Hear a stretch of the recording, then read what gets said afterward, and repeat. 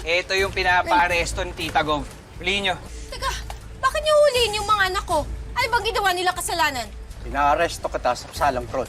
Falsification of public documents. Ikaw ay may karapatan manahimik o magsawalang kibo. Ikaw ay may karapatan na kumuha ng iyong tagapagtanggol na iyong napili. At kung wala kang kakayahan, ito'y pagkakaloob sa iyo ng pamahalaan. Teka! Teka!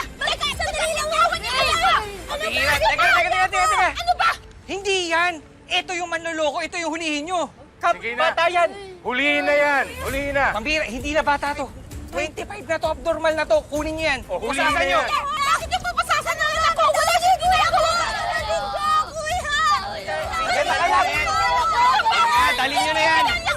Dalhin nyo na yan. Wala siya naman ginawa! Kuya! Sinasabi niyo! Labo ano? Kuya! Kuya! Kuya! Saba! Kuya! Kuya! Nay! Labo! Ibalik niyo anak ko!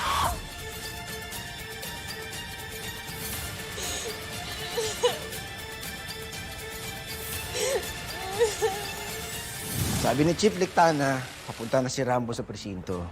Good! O di umpisahan na niyang magbilang ng butikisa-kisame.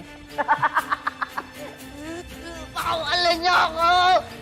Pakawalan niyo ako! Wala akong ginawang masama! Pakawalan niyo ako!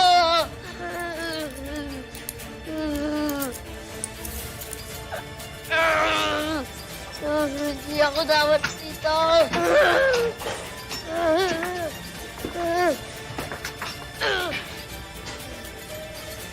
Pakawalan niyo ako! Wala akong ginagawang masama! Pakawalan niyo ako dito! Pakawalan niyo ako dito!